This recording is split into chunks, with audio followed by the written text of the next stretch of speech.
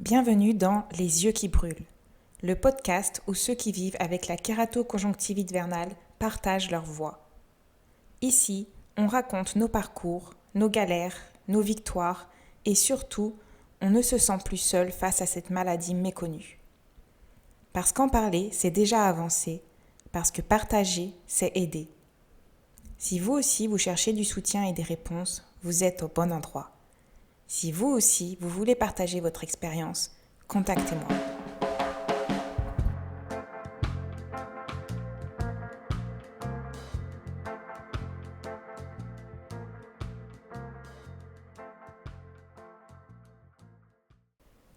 Je suis maman d'un enfant atteint de kératoconjonctivite vernale.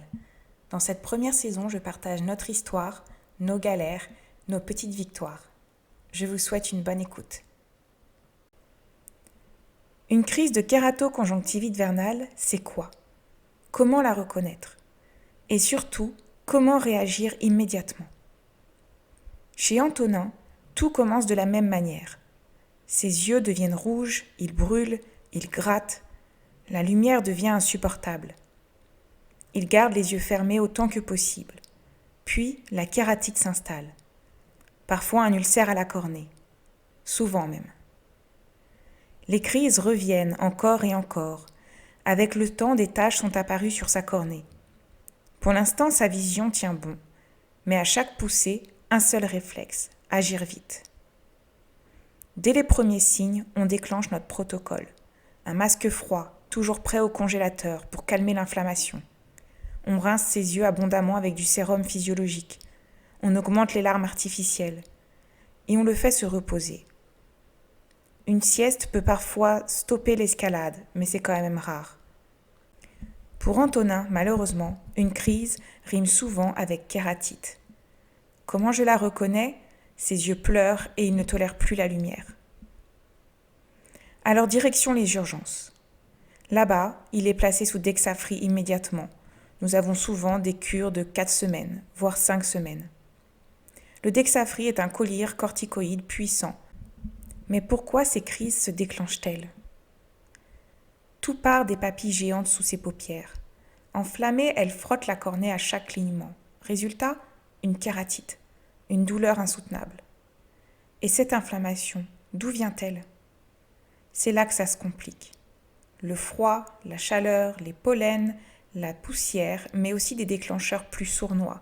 Les produits chimiques des meubles neufs, par exemple, la poussière des cartons. Chaque détail compte. J'ai pendant longtemps pensé que le bon traitement permettrait de soigner Antonin, mais les années passant, je suis arrivée au constat que les traitements ne sont pas suffisants. J'ai passé beaucoup de nuits à réfléchir à des moyens d'aider Antonin. J'ai essayé de raisonner de manière logique. Si les crises étaient déclenchées par des facteurs extérieurs, il fallait que je trouve un moyen d'agir sur ces facteurs. Aujourd'hui, notre plan de prévention repose sur 3 piliers. Premièrement, Antonin s'endort quasiment tous les soirs avec un masque froid, surtout pendant la saison à risque. Je me dis qu'ainsi, si les papilles ont commencé à se réveiller pour une raison ou pour une autre, elles pourront peut-être se rendormir avec le froid suivi du sommeil. Deuxièmement, protéger les yeux d'Antonin du soleil coûte que coûte. Dans un prochain épisode, je vous parlerai des impacts du soleil sur notre quotidien. Troisièmement, protéger les yeux d'Antonin des poussières, pollens et autres produits toxiques. Dans un prochain épisode, je vous parlerai des lunettes Sienna qui ont changé notre quotidien. Antonin va mieux. Le traitement a lieu aux moyens de prévention mis en place lui permettent de faire la plupart des activités des enfants de son âge. Aujourd'hui, nous sommes le 16 mars. Et sa dernière kératite remonte à fin septembre. Nous avons dû le mettre sous Dexafri 8 jours début mars suite à une sortie à la plage trop ensoleillée, car un œil avait commencé à rougir. Mais honnêtement, par rapport à ce qu'on a connu, ce n'est pas grand-chose. C'est la première année qu'Antonin reste aussi longtemps sans faire de kératite. Merci d'avoir écouté cet épisode de Les yeux qui brûlent. Si vous pensez que ce podcast peut aider d'autres parents, partagez-le.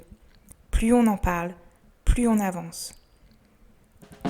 Laissez une note et un commentaire sur votre plateforme d'écoute. Votre soutien aide à faire connaître la KCV et à toucher plus de monde. À très bientôt pour un nouvel épisode.